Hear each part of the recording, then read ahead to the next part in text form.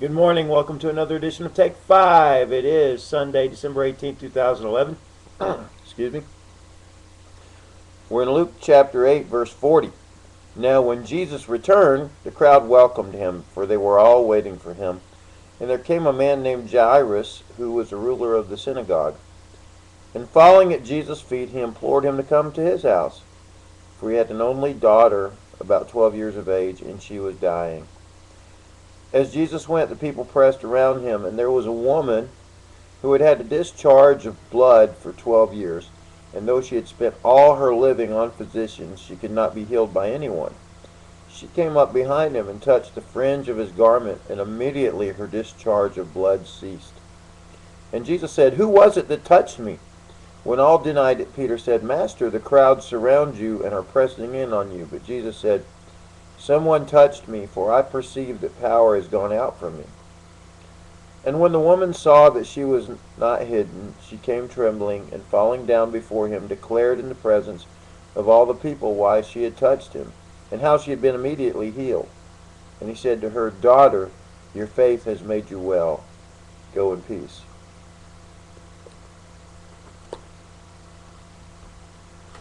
Well, there's all kinds of ways to teach this passage, and I taught it already in Matthew, and I believe in Mark.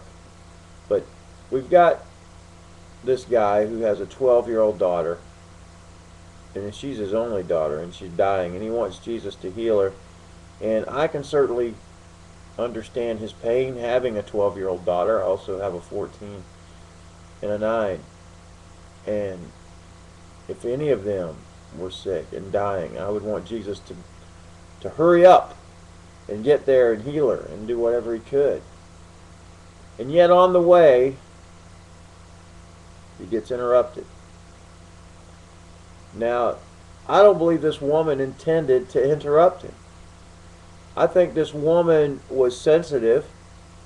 I think she saw that Jesus was on a purpose here, that he was trying to get to Jairus' house. But she had her own issue. So she didn't want to stop him and have a conversation and make a big deal about it. She was actually being even very sensitive, I think, to Jairus. But she needed healing. So she said, I don't really need to bother him. I just need to get close enough, just touch the hem of his garment, and I'll be healed, and I'll just leave him alone. And that was her plan.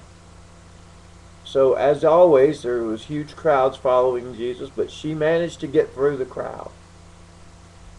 And there's a side point here. We're always going to have things that are obstacles that are keeping us from getting to Jesus. I know the last few days I haven't spent the kind of time with the Lord that I would like because of all kinds of things going on in my life. But if you're really determined and you know how much you need him, you will find a way to get through all those obstacles and get to him. Whether it's time obstacles or people obstacles or just some sort of distraction or logistics. Sometimes we're in unfamiliar places and we're not where our usual prayer place is, or we don't have our regular Bible with us or something like that. So there's all kinds of reasons that it can be tough, but we need to push through all those obstacles and get to him.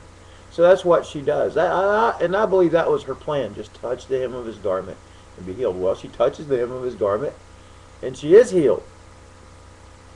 But Jesus doesn't keep on going like I think she was hoping he would do. He actually stops and says, "Who touched me?" And they start looking for whoever actually touched her. And I don't know if Jesus really knew who touched her. We know as God, he knows everything, but we know that as a human that he did come down so he could be exactly like us. So perhaps sometimes his knowledge was limited. I don't know. I'm certainly not trying to diminish his deity, yet we know he was fully man. That's what Christmas is all about, but that's another side point. But anyway, he's saying, "Who touched me?" Maybe that was for the disciples' benefit.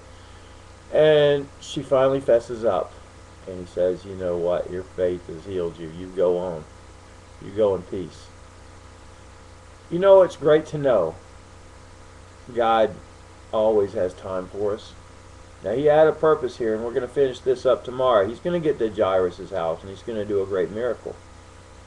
But he can do multiple miracles at a time.